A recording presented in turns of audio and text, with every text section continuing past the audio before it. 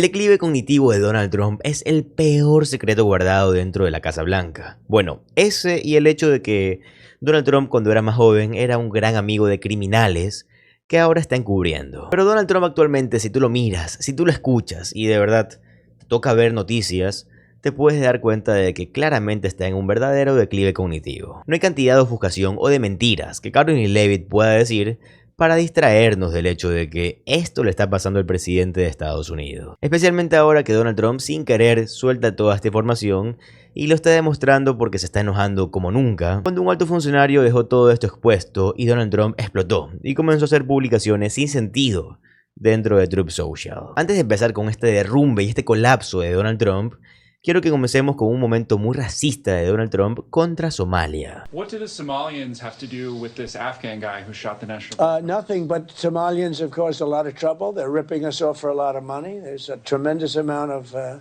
money going back to Somalia.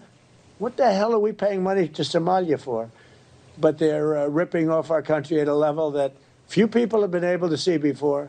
That's about the only thing. You talk about competence. We have Ilhan Omar, who does nothing but complain about our country and our Constitution. And she comes from a country with practically no country. It's devastated, it's crime-ridden, it's a mess, it's a disgrace. And we took their people at a tremendous... We're not taking their people anymore. We're not taking their people. And we're getting a lot of their people out because they're nothing but trouble. Okay, thank you very much, everybody. Go ahead. Ya he visto esto convertirse en el nuevo tema de la guerra cultural de la derecha. Esto es de lo que quieren hablar todo el tiempo. Ya arruinaron su agenda de salud, lo que sea que es que hayan creado. Todo esto lo arruinaron en 24 horas, de la misma forma que arruinaron su cierre. Todo su escándalo ha sido terrible últimamente. Todo esto, claro, detrás de escándalos y escándalos que se acumulan sobre Donald Trump. Así que, ¿qué hizo Donald Trump? Pues decidió volver a su punto fuerte. ¿Cuál es? El racismo. Tenemos a Steve Miller gritando y vociferando sobre Somalia. Y Donald Trump en general quiere que este sea su principal punto de conversación. Pero solo puede sacarlo un poco porque, como todos sabemos, Donald Trump se encuentra verdaderamente en un estilo de declive cognitivo. Y de hecho hubo un informe del New York Times sobre ello hace unos días. Mira por favor. Under the headline, Shorter Days, Signs of Fatigue, Trump Faces Realities of Aging in Office. The Times has documented the newly abbreviated schedule for the struggling 79-year-old man. Quote, in 2017, the first year of his first term, Mr. Trump's scheduled events started at 10:31 a.m. on average. By contrast, Mr. Trump in his second term has started scheduled events in the afternoon on average at 12:08 p.m. His events end, on average, at around the same time as they did during the first year of his term, shortly after 5 p.m. The number of Mr. Trump's total official appearances has decreased by 39%. 39% less Donald Trump. That's what we're getting now. Donald Trump was the laziest president we had ever seen in his first term. He is now 39% lazier. And he is now apparently struggling with a 5-hour workday. And of course, none of us have seen him do anything that in any way meets the definition of work during those 5 hours. The Times reports Mr. Trump appeared to doze off during an event in the Oval Office. And so we are now covering the physical decline and fall of Donald Trump. Last night, I mentioned Donald Trump's age a couple of times when I pointed out that you can see the 79-year-old man who gets very little sleep bewildered about how he is losing his grip on the Republican Party. And there are people who are in full-blown dementia in their early 60s. We all age differently, and Donald Trump is aging just fine for someone who should be watching TV all day and playing golf occasionally, but he's aging terribly for a president. Este hombre claramente se encuentra en un declive cognitivo. Ya en este punto ni siquiera se necesita un informe médico para saberlo. Solo escucha lo que dice, solo date cuenta de que está cancelando eventos. Él entiende que se está despertando más tarde que de costumbre, no está trabajando, aunque bueno, siendo sincero, Donald Trump jamás trabaja. Pero todo esto es obvio para cualquiera que le preste atención a esta administración, Razón también que Donald Trump detesta a las personas que le prestan atención a su administración. Por eso, hace unas noches después de que Donald Trump se comiera este grandioso pavo que tuvo que haberse comido en el Día de Acción de Gracias, fue señalado por unos pequeños escándalos que ocurrieron dentro de una conferencia de prensa. Pero el problema está en que Donald Trump se enojó tanto que, como siempre, acudió a su teléfono, entró a Truth Social y comenzó a tener mensajes sin sentido y publicaciones que van más allá de una persona normal. Walz exige los resultados del MRI de Donald Trump después de un ataque lleno de insultos. El gobernador de Minnesota, Tim Walz, respondió al uso de insultos ofensivos por parte de Donald Trump contra él, exigiendo que el presidente publique los resultados de una resonancia magnética que se reveló que se había realizado el mes pasado, durante una diatriba en Truth Social la noche del jueves de Acción de Gracias, tras el tiroteo fatal del día anterior por un afgano contra miembros de la Guardia Nacional cerca de la Casa Blanca. Donald Trump describió a Tim Walz como seriamente retrasado por su supuesto posicionamiento sobre los inmigrantes somalíes que estafan a Estados Unidos. En respuesta, Tim Walz publicó en Twitter una captura de pantalla de la publicación nocturna de Donald Trump que lo había señalado por nombre como una persona directa que simplemente decía: publique los resultados del MRI. La réplica de Walz hacía referencia a la revelación de Donald Trump que se sometió a una resonancia magnética en octubre. Donald Trump ha dicho que el examen fue perfecto, pero se negó a decir qué parte de su cuerpo fue examinada o por qué lo hicieron. En su mensaje de Acción de Gracias a los reporteros de Mar-a-Lago, Donald Trump prometió pausar permanentemente la migración de los países de tercer mundo y volver a imponer el impuesto a la comunidad somalí de Minnesota, junto con ataques, por supuesto, a la representante Ilhan Omar, mientras culpaba a los inmigrantes por el crimen. En una publicación de Acción de Gracias en Truth Social, Donald Trump se obsesionó con Minnesota, afirmando que las pandillas somalíes están recorriendo las calles y que el estado estaba siendo completamente tomado. Además de atacar a Tim Walz,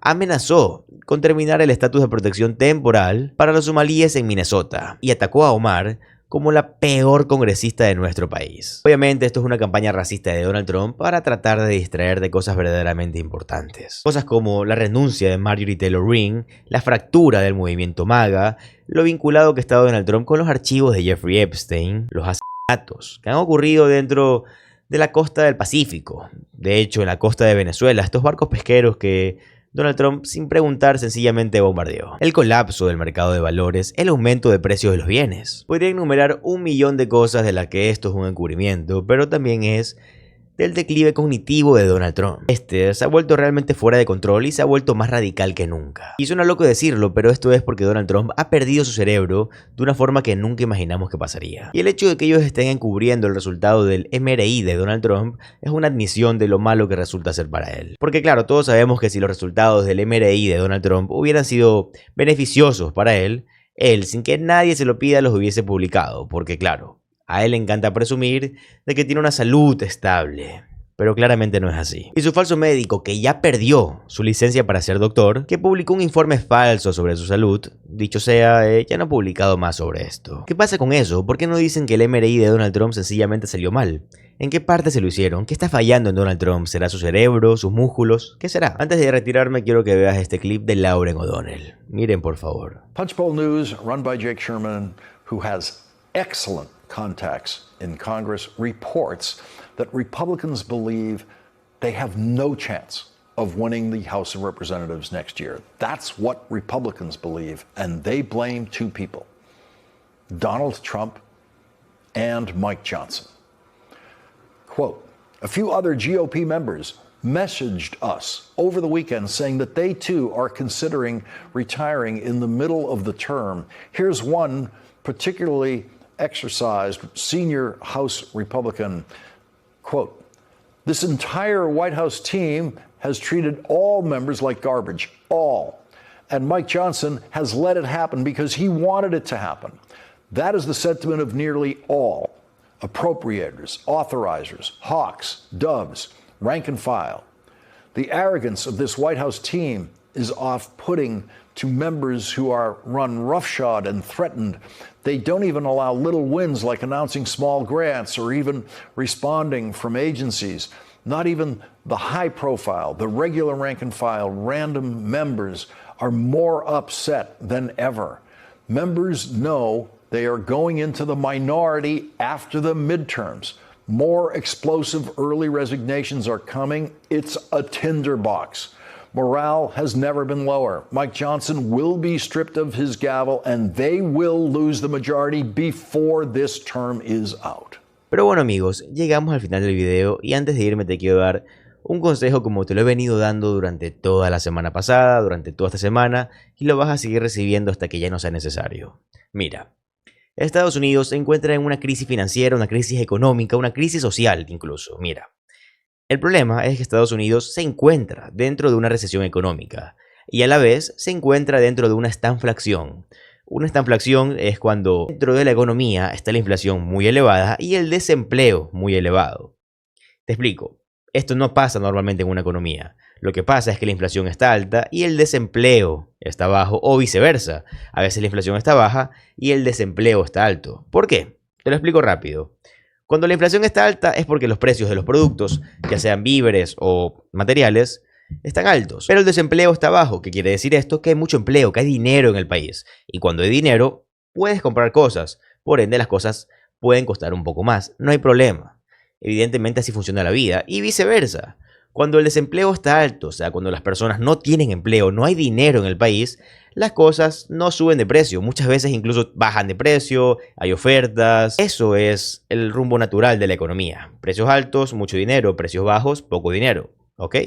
Lo que está pasando en Estados Unidos es que los precios están altos, o sea, la inflación está alta, y el desempleo está alto, o sea, no hay dinero en el país. Esta es una crisis grave. Muy difícil que un país caiga en esta crisis porque la economía no es una ciencia exacta, pero por lo general funciona así. Tenemos que recordar que Donald Trump ha logrado que Estados Unidos entre en esta estanflación en menos de un año. Créanme, una estanflación económica no es tan fácil de que suceda, y mucho menos en un país tan capitalista, tan bueno con los números como lo es Estados Unidos. Así que mi consejo va de la mano con esto para que entiendas el por qué lo digo. Si en 10 meses ha pasado esto, ¿qué va a pasar en los 3 años y un mes y medio que le queda a Donald Trump como presidente? ¿Te imaginas hasta qué punto puede destruir la economía? Si tú tienes la bendición en este punto de tener un trabajo, de tener una fuente de ingresos, ya sea tu trabajo fijo, ya sea un negocio, no importa. Te quiero dar un pequeño consejo. Obviamente esto va a exentar en ciertos rubros de trabajo, pero más que todo por lo general. Si tienes alguna duda lo puedes poner en los comentarios igual, pero mira, si tú trabajas, digamos que ganas alrededor de $2.000 al mes, tú y tu pareja, digamos, pueden ahorrar por lo general $1.000 y con el resto sobreviven y tienen sus lujos, yo les diría que traten de guardar un poco más, hagan un cálculo de cuánto necesitan para sobrevivir, y por sobrevivir me refiero a comidas necesarias al día por un mes, bebida necesaria obviamente, salud en el caso de que necesiten tratamientos médicos obligatorios, arriendo, hipoteca o lo que sea donde viven para pagar, transporte de ser necesario en caso que tengan vehículo, buses o taxis, lo que usen, y lujos yo diría que lo dejen afuera. Digamos que para sobrevivir mensualmente ustedes necesitan $2.000. Yo les recomendaría que entre ustedes y su pareja, o en el caso de que ustedes sean los únicos proveedores o estén solos, no importa, traten de guardar mes a mes en el banco y en efectivo una cierta cantidad, lo más que puedan, hasta que logren ahorrar 3, 4, 6 meses de su vida. Si pueden 3, increíble. Si pueden 6, fenomenal. ¿Por qué? Como te lo dije anteriormente, en 10 meses Donald Trump ha logrado una estanflación económica. ¿Quién sabe qué puede pasar en 3 años? Se puede arruinar el país, pueden haber colapsos económicos, pueden haber empresas desapareciendo, ¿quién sabe? Esto quiere decir que tú puedes perder tu trabajo de la noche a la mañana. O puedes pasar de ganar $2.000 a $1.500, a $1.000, trabajar menos. Nunca sabes lo que va a pasar, dependiendo del rubro en el que trabajes, claro. Pero el punto es, si el día de mañana te llegan a despedir y tú tienes 6 meses de dinero ahorrado, ¿qué va a pasar? Vas a poder sobrevivir, tener mente fría y pensar, ok, voy a buscar trabajo. Buscas trabajo desesperadamente, pero tienes dinero para sobrevivir al menos en lo básico por 3, 4, 5, 6 meses. Lo que hayas ahorrado. Créeme que esto te va a dar un equilibrio mental para poder hacer lo que necesitas hacer y buscar un empleo digno de una forma más estable que si no lo hubieras hecho. Porque créeme, no hay nada peor que perder tu fuente de ingresos principal y no tener recursos para poder sobrellevar tu estilo de vida. Y ahora, ¿por qué te digo que tienes que guardar en efectivo y en el banco? Cuando hay crisis económica, las personas lo que hacen es sacar su dinero del banco porque no tienen empleo. Necesitan todo su dinero para poder pagar arriendo, pagar el lift del carro, para poder pagar la comida, para poder pagar todo lo necesario. ¿Qué pasa con esto? Si esto pasa en gran cantidad como pasó en el 2008, búsquenlo para que lo vean, 2008, 2009, de hecho 2009, que pasó la gran recesión. En este tiempo pasó una crisis económica, una crisis inmobiliaria gigantesca, los bancos colapsaron por lo mismo. Las personas se desesperaron por sacar dinero, los bancos entraron en un estilo de feriado bancario como en Ecuador, de hecho, en el 1999-2000. ¿Y qué pasó? Las personas que tenían efectivo podían resolver sus problemas, pero las personas que no, muchas les tocó hacer préstamos a otras personas por intereses gigantescos, muchas otras no tenían de otra que vender todas sus propiedades a la mitad o menos del precio. ¿A quién se la vendían? A personas que tenían capital físico. Hubieron casas que valían $100.000 que se vendían a 10.000, a 15.000. ¿Por qué? Porque en esos puntos de desesperación más vale un pan que un carro. ¿A qué me refiero? Que cuando hay crisis, las personas empiezan a vender desesperadamente para poder alimentar a sus familias, que es la prioridad. Ahora, si tú me hiciste caso, bueno, no caso, pero tomaste este consejo, puedes salvarte a ti y a los tuyos. Créeme, ahorrar puede ser el método más efectivo. Ahorrar, claro, en el banco y ahorrar en efectivo, porque como te digo, nunca sabes lo que puede pasar. Disculpa que este mensaje se haya alargado tanto, pero créeme que es muy importante que lo tomes en cuenta. Y no te lo digo yo, José Alvarado, como economista o José Alvarado como asesor financiero, no. Te lo digo como José Alvarado, el que estás viendo aquí y que está agradecido porque ya llegaste al final del video. Ahora, sin nada más que decir, te recuerdo que si te gusta el contenido de política estadounidense, te gusta saber lo que realmente está pasando en el país, te va a encantar suscribirte al canal, ya que subo videos como estos todos los días. Mi nombre es José Alvarado, soy economista y estoy comprometido a informarte diariamente. Nos vemos en el siguiente video. Adiós.